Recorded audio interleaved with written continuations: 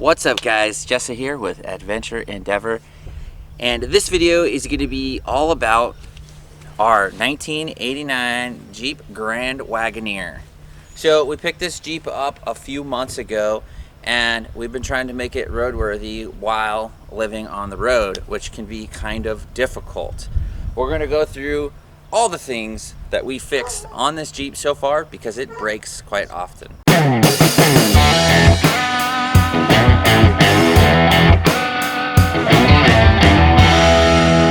Alright, so this Jeep has broken quite a bit, but it's almost 35 years old, so that's expected. We knew that when we bought it.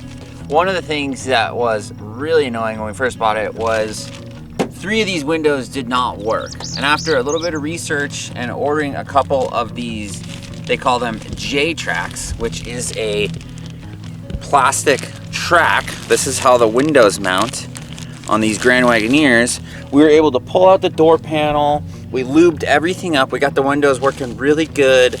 Replaced a couple of these J-tracks, which technically are for each side of the vehicle, but you can modify them to work on either side. As a little pro tip there. So we got the 3 windows working, and oh my gosh, it is so much better being able to roll down your windows when you're cruising down the highway. All right, so our rear tailgate when we purchased the Jeep was not working. And the reason it wasn't working was because we didn't have a handle for our rear latch right here. So we were boondocking with some friends near Penrose, Colorado, and believe it or not, our buddy has a welder that he can run off of solar power.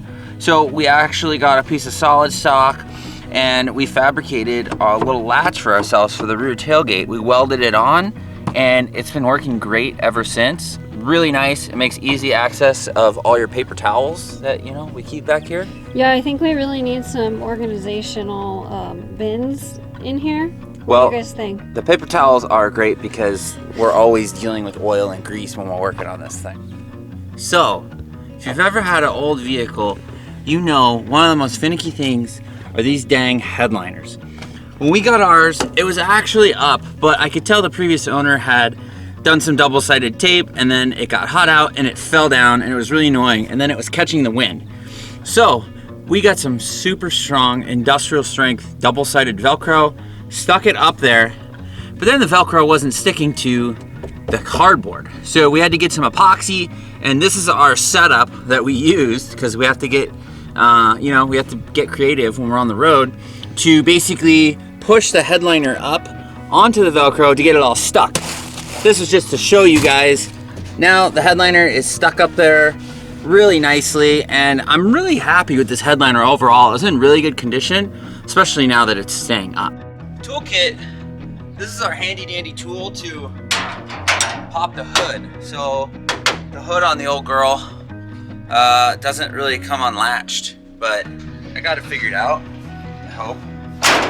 Oops, that's not how you do it. So do you want to explain how the previous owner opened the hood? He had a crowbar.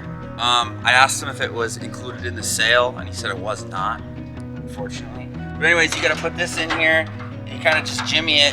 The hood of the Jeep is now fixed and working properly. Pretty common for these older Jeeps. We had a few vacuum lines back here that actually got burnt. They were sitting on the valve covers, so we went ahead and replaced those, and we zip tied them up so they won't be touching anything hot, they won't be melting, won't have any issues.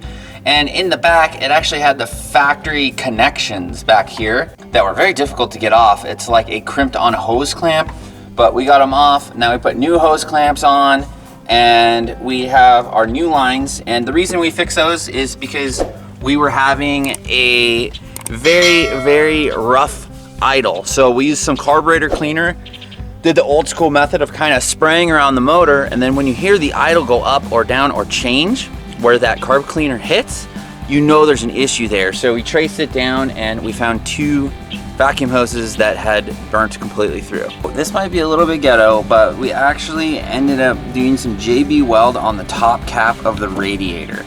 The reason we did this was because it was seeping and we noticed the Jeep was starting to overheat here and there. And this is just a temporary fix.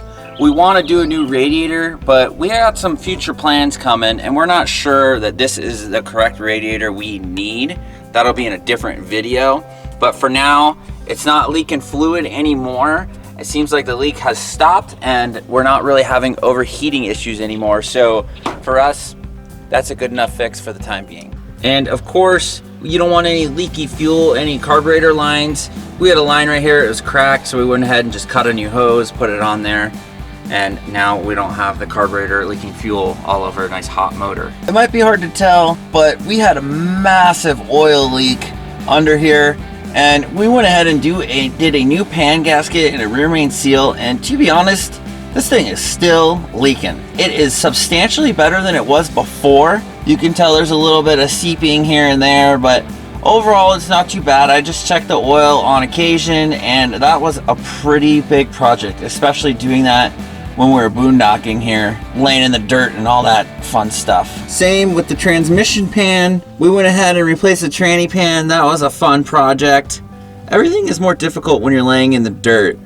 Like I said, this one is still weeping a little bit. I did this not too long ago, so what I like to do is go through and just kind of snug up the bolts after they kind of wear in and the gasket starts to seat. So hopefully this stops leaking completely. It's much better than it was before, and we are happy about that. So obviously we drive across the country because that is just our lifestyle, living in our RV, and you can't be cruising the country without some tunes.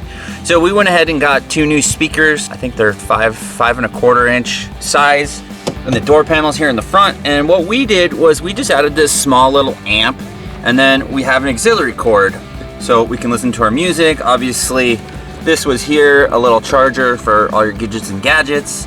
And then up here, we went ahead and added a wireless charger that is magnetic. So it's really nice when you get in and out, and you get your phone charged, and you can have your GPS and everything like that. It's great. So we basically just wanted to make this video to show you guys some of the things we've been working on while we're on the road with this Jeep and our travel trailer and our pickup truck. A lot of these projects we are doing just laying in the dirt, which is not great. We put a tarp down if we're doing anything like oil or transmission fluids. We get nothing on the ground, clean it, leave it better than we found it, all these different areas. And this is gonna be the life with this Jeep. It's always gonna be breaking, it's always gonna be having issues until we do our full upgrades that we want to do. We're not going to talk about that in this video, but we have a lot of major upgrades hopefully coming later in this year that's going to make the Jeep more reliable, more power, better economy. Oh, by the way, we're getting roughly 12.7 mpg in this thing, cruising about 60, 65 in the highway. Let us know what kind of mpg you get if you have one of these old Wagoneers. We hope you enjoyed this video, and let us know if there's any common things that break on these that we should look out for on our journey before it causes an issue for us. Thanks for watching.